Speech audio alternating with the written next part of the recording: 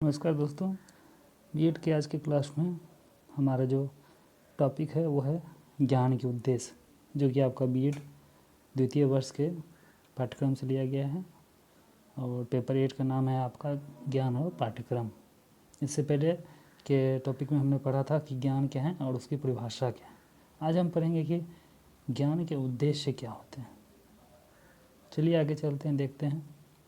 तो ज्ञान के जो उद्देश्य होते हैं वो निम्न प्रकार से वर्णित हैं। यानी ज्ञान के जो उद्देश्य हैं उनको विभिन्न भागों में बांटा गया है। उसके बारे में देखते हैं क्या क्या बोला गया है, उसको समझने की कोशिश करते हैं।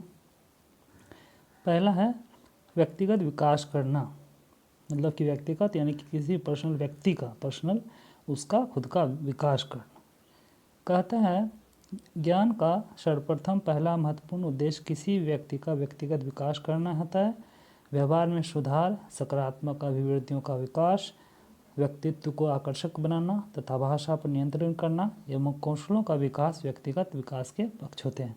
यानी कि अगर किसी व्यक्ति का व्यक्तिगत विकास की बात की जाए तो सबसे इम्पोर्टेंट उसमें कुछ चीज़ें होती हैं, जैसे कि वो है आपको व्यवहार में सुधार। यानी कि अगर किसी व्यक्ति में व्यक्तिगत विकास करना है तो सबसे पहले उसको अपने व्यवहार में सुधार करना पड़ेगा। उसको अपनी जो सोच है, सकारात्मक अभिवृत्तियों, जो एटीट्यूड है उसको सकारात्मक पॉजिटिव बनाना होगा। उसके बाद अपने व्यक्तित्व को आकर्षक बनाना होगा तथा भाषा पर अपना नियंत्रण रखना पड़ेगा। भाषा पर नियंत्रण रखना पड़ेगा, ये बहुत महत्वपूर्ण टॉपिक है इसका। और उसके बाद है कि कौशलों का विकास, यानी कि उसके अंदर जो स्किल उसको विकास करना पड़ेगा खुद का, जिसके कारण उस व्यक्ति का व्यक्तिगत विकास संभव हो पाएगा। दूसरा आता है, देखते हैं, व्यक्तिगत अनुभवों को सुदृढ़ करना। यानी कि किसी व्यक्ति का जो पर्सनल अनुभव होता है, एक्सपीरियंस होता है, उसको मजबूत या सुदृढ़ करना। कहता है कि व्यक्तिगत अनुभवों को सुदृढ़ करना ज्ञान का एक अन्य मुख्य उद्देश्य है।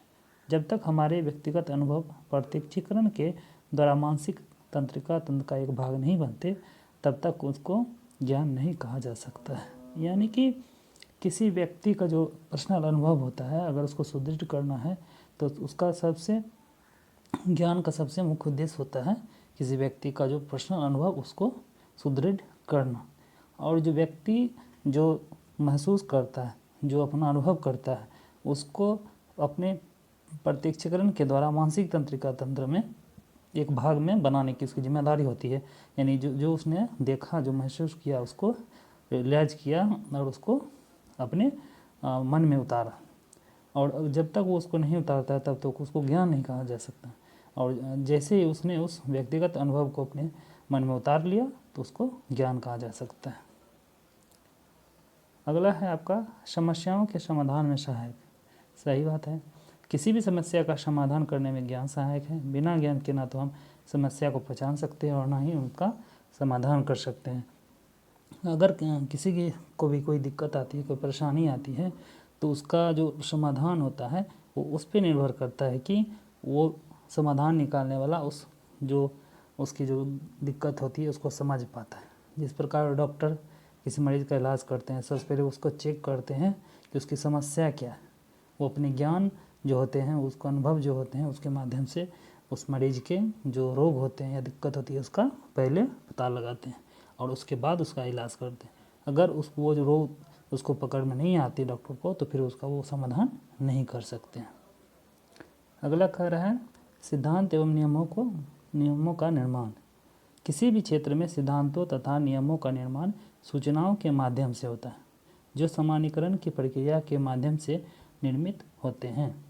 कहने का मतलब ये हुआ कि कोई भी क्षेत्र का सिद्धांत हो, कोई भी नियम कानून जो बनता है, उसका वो जो होता है सूचनाओं के माध्यम से उसका निर्माण होता है और जो जनरलाइजेशन के द्वारा निर्मित होता है।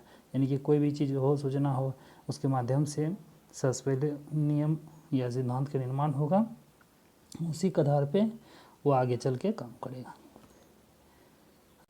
पांचवा आपको सूचनाओं को व्यवस्थित करना। विभिन्न प्रकार की सूचनाएं जो यहाँ वहाँ बिखरी पड़ी होती है, ज्ञान ही उन्हें व्यवस्थित कर में ग्रहण करता है और उन्हें निश्चित रूप प्रदान करता है। कहने का मतलब ये हुआ कि कोई भी अगर आपको जानकारी होती है, टूटी फूटी जानकारी होती है जो कि आपके दिमाग में यहाँ वहाँ बिखरी पड़ी रहती है, लेकिन अगर आपको ज्ञान होता है तो उस ज्ञान के माध्यम से उसको क्रमबद्ध रूप से व्यवस्थित करने का काम होता है। जैसे कि जिस प्रकार अगर मान लीजिए आपको मैथ से संबंधित कोई भी फॉर्मूला के बारे में जानकारी है और उस फॉर्मूला को थोड़ा सा फॉर्मूला के बारे में जानते हैं उसके बारे में, और उसके माध्यम से आप कोई सवाल का जवाब हल करना चाहते हैं, तो उस फॉर्मूला को लेके उसको व्यवस्थित क्रम में कि किस प्रकार से उसको स्टेप बाय स्टेप उस क्वेश्चन को बनाना है, आप उसको हल कर सकते हैं। अगला कह रहा है मानसिक विकास के लिए अवसर उत्पन्न करना। ज्ञान के माध्यम से हमें मानसिक विकास हेतु अवसर प्रदान होते हैं जो हमारे मस्तिष्क के समक्ष ऐसी परिस्थितियाँ उत्पन्न करते हैं जिससे हमारी बुद्धि की सहायता से मानसिक क्षमताओं का विकास होता है। यानी कि कह रहा है कि जो मानसिक क्षमताओं का विकास होता है वो किसके माध्यम से होता है? ज्ञान के माध्यम से होता है। यानी कि अगर आपको किसी चीज़ के बारे में ज्ञान है तो आपका जो मेंटल डेवलपमेंट होता है वो होता है, सही बात है। अगर कोई व्यक्ति होकर उसका सिर्फ शारीरिक विकास होता है तो फिर वो किसी काम का नहीं है, उसका मानसिक विकास होना भी ज़रूरी है। और मानसिक विकास तभी हो सकता है जब किसी व्यक्ति को ज्ञान हो, किसी के बारे में ज्ञान हो, और वो ज्ञान से उसका माइंड डेवलप होता है और जिसके कारण उसकी मानसिक विकास की क्षमता आगे बढ़ती है।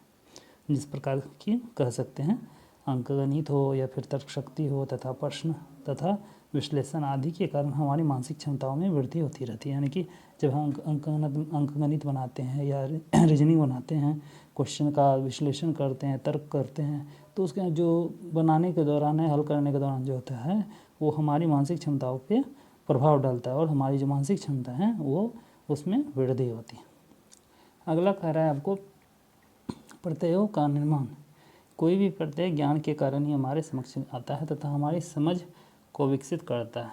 यह प्रत्यय संपूर्ण समाज में अधिगम के उद्देश्य को पूरा करने के लिए रखे जाते हैं। यानी कि हमारी प्रत्यय में हमारी दृढ़ धारणा जो होती है, विश्वास में और प्रमाण जो होता है उसके में कहा जाता है उसका निर्माण किस प्रकार होता है। किसी भी दृढ़ भावना का निर्माण तभी हो सकता है जो भी कोई हमारे सामने कुछ प्रत्यक्ष ज्ञान आते हैं तो हमारी जो समझ होती है उससे वो विकसित होती है, और उस विकसित होने के कारण संपूर्ण समाज में अधिगम जो होते हैं यानी सीखना जो होते हैं उसका उद्देश्य को पूरा करने के लिए उसको रखा जाता है। नेक्स्ट है आपका इतिहास, संस्कृति एवं समाज का विकास। इतिहास को समझने के लिए एक विशेष प्रकार के ज्ञान की आवश्यकता होती है जिसे पुरातत्व संबंधी ज्ञान के विकसित होने से पूर्व इतिहास तो विद्यमान था परंतु इतिहास का विकास नहीं पाया गया था और संस्कृति पर निर्भर है। ज्ञान के बिना इसकी प्रगति संभव नहीं है। कहने का तात्पर्य यह हुआ कि जो हमारी संस्कृति होती है, हमारा कुछ भी पुराने ज़माने का जो संस्कृति या फिर इतिहास रहता है उसको समझने के लिए आपको विशेष प्रकार के ज्ञान की आवश्यकता होती है। अगर उसके बारे में आपको नहीं पता होगा तो फिर उसको आप नहीं समझ सकते हैं। जैसे कि अगर आपको पुरातत्व संबंधी जानकारी हासिल करनी है, ज्ञान हासिल करनी है, तो उससे पहले आपको इतिहास विद्यमान था या नहीं था और उसके इतिहास के बारे में विकास क्या था नहीं था पाया गया था, उसके बारे में सारा ज्ञान आपको हासिल करना पड़ेगा। ज्ञान के बिना इसकी प्रगति संभव नहीं है। यानी कि ज्ञान अगर नहीं हो तो फिर हमारे जो इतिहास हैं और संस्कृति एवं समाज हैं किसी का भी विकास संभव नहीं है। और अंतिम में है आपका सामाजिक, आर्थिक और राजनीतिक विश्लेषण। ज्ञान विभिन्न प्रकार की परिस्थितियों का विश्लेषण करने तथा वृद्धि एवं विकास की मात्रा एवं दिशा निश्चित करने में सहायक होता है। सामाजिक, राजनीतिक तथा आर्थिक विश्लेषण में ज्ञान की महत्वपूर्ण भूमिका होती है। यानी कि किसी भी फील्ड हो, चाहे वो सामाजिक हो, उसमें भी अगर कोई व्यक्ति ज्ञानी होता है तो ही उसको आगे चल के महत्वपूर्ण भूमिका निभाता है। अगर कोई व्यक्ति आर्थिक रूप से ज्ञानी हो, आर्थिक मामले में ज्ञानी हो, तभी उसको उस फील्ड में आगे बढ़ सकता है। राजनीतिक हो उसमें भी उसको ज्ञान हो चाहिए। यानी कि किसी भी फील्ड हो, ज्ञान विभिन्न प्रकार की परिस्थितियों का विश्लेषण करने, इसका मतलब ही हुआ कि किसी भी फील्ड हो, चाहे सामाजिक हो, चाहे आर्थिक हो, चाहे आपके राजनीतिक विश्लेषण हो, सभी जगह ज्ञान अपनी महत्वपूर्ण भूमिका अदा करते हैं। धन्यवाद।